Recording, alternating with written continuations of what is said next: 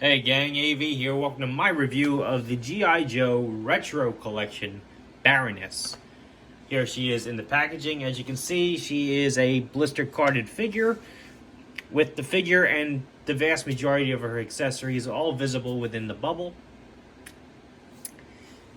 Some classic retro artwork there on the left hand side. Instead of saying a real American hero though, it just says Baroness, Cobra the enemy over here. It does have the vintage Hasbro logo, just like it used to have in the 80s. Rotate the card around. You have the file card here, which we'll have a closer look at in a second. The cross sell for the first two waves of retro figures, and some legal and warning mumbo jumbo down there in several different languages. Again, I've said it before, I'll say it again. I'm not opposed to bilingual packaging. However, I do wish that they would differentiate packaging depending on the different regions, just because it makes collecting these things from different areas that much more interesting. Not to mention, when you cram it all onto one card, you do miss out on certain things, which I will touch on in a second. So, anyway, that's all I have to really say about the packaging. Let's have a look at the figure out of the packaging. And I do have a separate one already out of the packaging that we can have a look at. But to start things off, we are going to have a look at that file card, which is right here. And normally I would be gushing over the fact that they gave us a file card, and I would be asking you to pause the video and read it. However, I'm just going to read it to you because it really doesn't say very much. It basically says, Baroness, role Cobra Intelligence Officer, primary specialty, intelligence, secondary specialty, fixed wing pilot, birthplace classified. Graduated from student radicalism into intellectual international sabotage and the ranks of Cobra. And that's it. That's all this says. Not to mention the fact that the file card itself is enormous. If you look at this vintage file card, the fact that this thing is enormous and says just a little bit is ridiculous. But, you know, it is what it is, and this is what we get. I just think, obviously, they could have put a lot more information about the Baroness on here. They really don't tell you very much about her at all, despite the fact that the card is humongous. But, hey, that is what we got. So, next thing we got is this little piece of paper, which was a pack-in, and this has been showing up with several other figures that I've reviewed as of late from Hasbro. This is basically just a bilingual piece of paper. It says warning in like 7 or 8 different languages. It says Hasbro is from Pawtucket, Rhode Island in several different languages. And it says made in China in several different languages, more or less. Plus some copyright stuff, again, in several different languages.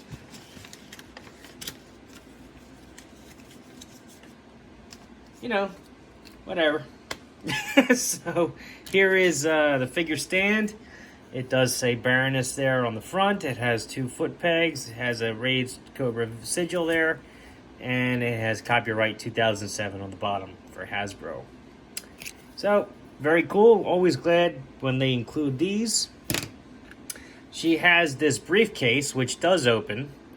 And once you open it up, you do see that it does have slots here for the nanites, I believe they were called, which came with the Rise of Cobra Baroness, if I remember correctly. We did not get nanites with this particular figure, however. But, you know, her guns can fit in here, so it's not a complete waste.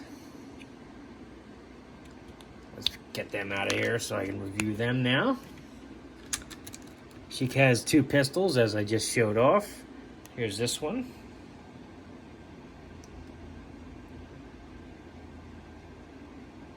Not too bad. This one does have a peg on the side. And I will be honest, I did not check ahead of time to see if I could actually peg this anywhere on the figure. It doesn't look like she has peg holes on her belt or anything.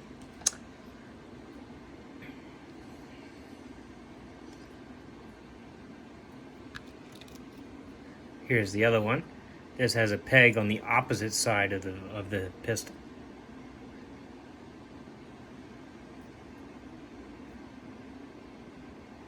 Probably a remold from something else.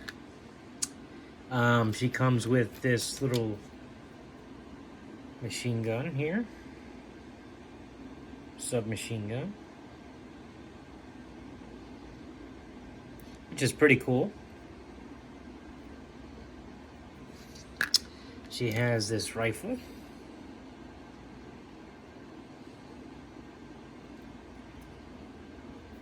Pretty cool. Do like that. And she also came with this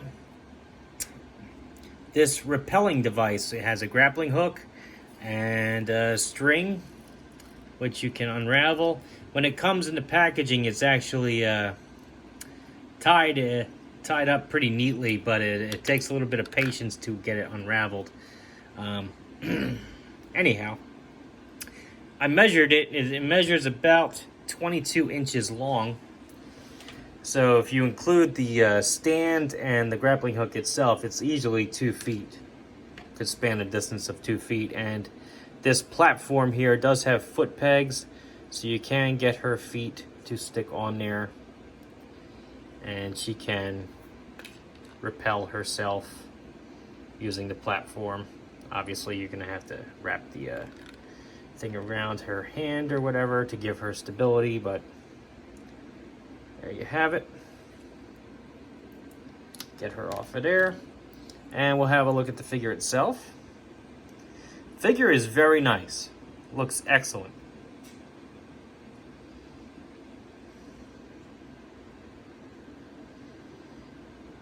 High heel boots.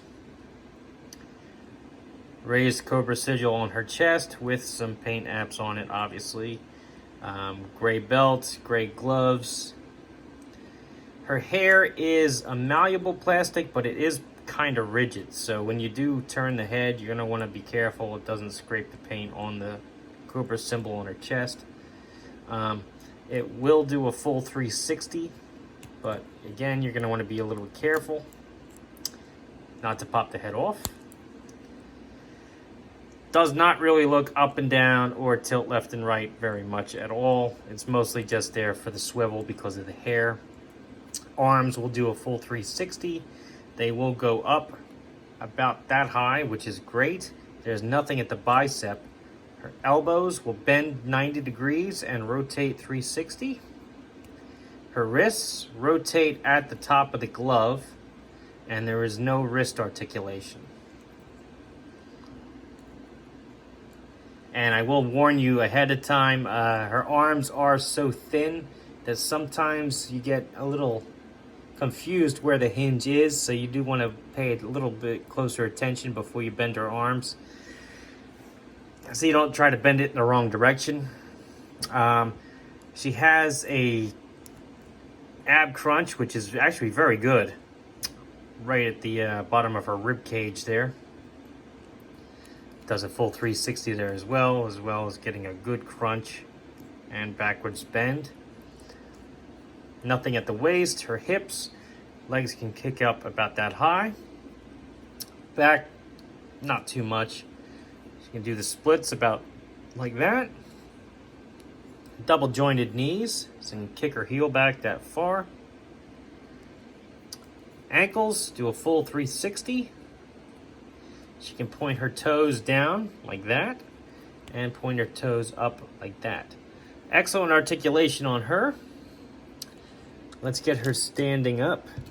Hopefully she will stand for me, no issues, without the figure stand, so that we can get a proper size comparison going on. But with her high heels, I'm a little... Alright, you dirty son of a... Alright, come on now. Work for me. Come on. Are you gonna work for me? Get your arms down, counterbalance. All right, we'll try that out. So first off, let's have her stand up next to a vintage G.I. Joe figure. Here she is next to an original 3 3/4 inch Snake Eyes. Size-wise, she's pretty close to 3 3/4 inches. Maybe because she's a girl, she's going to be a little bit shorter than everybody, which, you know, is acceptable. I mean, if you're going to have a Destro in the line, Destro should be a little taller than her. Here she is next to a vintage collection Luke Skywalker, who is also 3 3/4 inches tall. She's pretty close to that height as well. Here she is next to another modern 4-inch G.I. Joe figure, my Cobra Trooper from Dollar General, who is noticeably taller, but she fits in with that scale. Here she is next to a Boss Fight Studio Blank, who is noticeably taller, and a Marvel Universe Captain America, who is noticeably taller.